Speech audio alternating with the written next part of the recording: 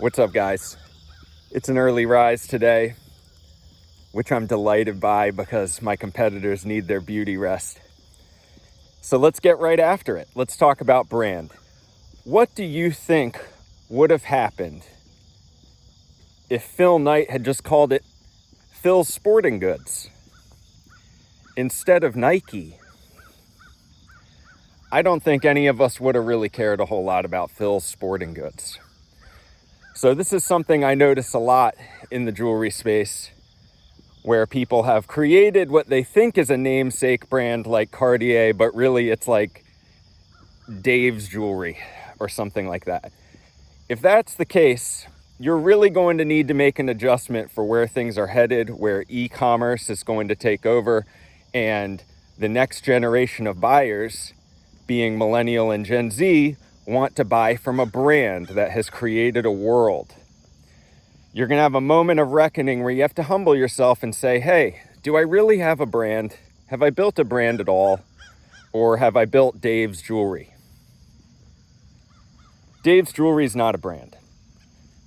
What you need to do is you need to take a step back and reassess what's possible for you, and reassess what's possible with the tools and technology of our time to create a world, to create a story, to create leverage in how your products are designed and how you present the brand and all of that. This is going to be critical. This is what we know to be true at Jeweler's Advantage. We can see the wood from the trees. And if you don't want to be one of the people that go from top of the food chain in some of these big groups to out of business in the next 2 years when the diamond market collapses, and it will, you're going to want to get very clear on what your brand is. Here's a couple of ways that you can do that.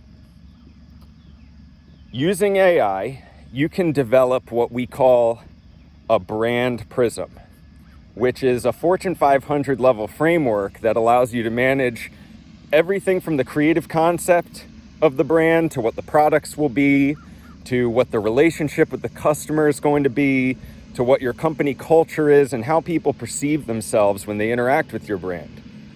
Complex stuff would have been really, really expensive without AI.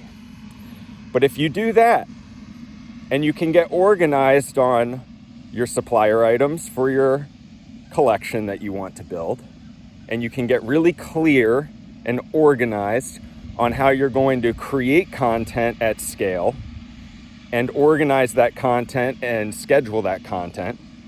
And then if you're able to put that all into a system that's going to make it very easy and step-by-step to build an e-com store that is on brand with unique products from your own collection, hopefully under a brand name that isn't Dave's Jewelry, hopefully under the brand that you felt was going to be impossible to make until now.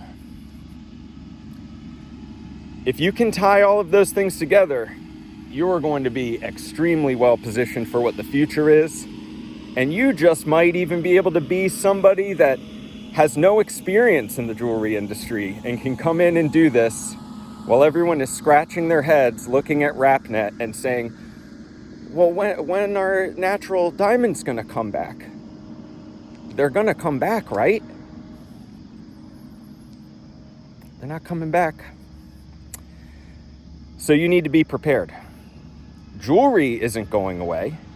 It's just this man-made perception of this commodity of natural diamonds somehow being worth something because De Beers came up with an excellent marketing strategy and convinced everybody that a diamond is forever.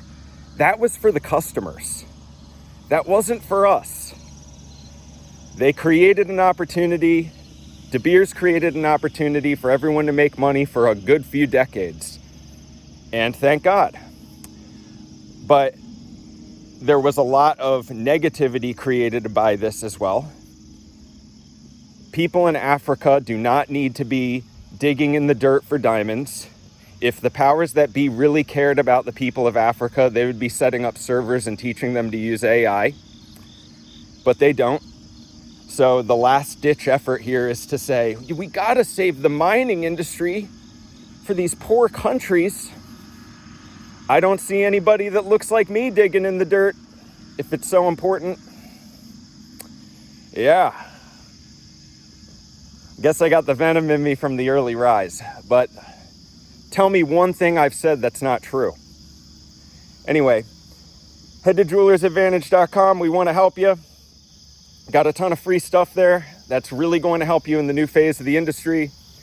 And that's it for this time. My name is Jesse Corby, and I'll see you in the next one.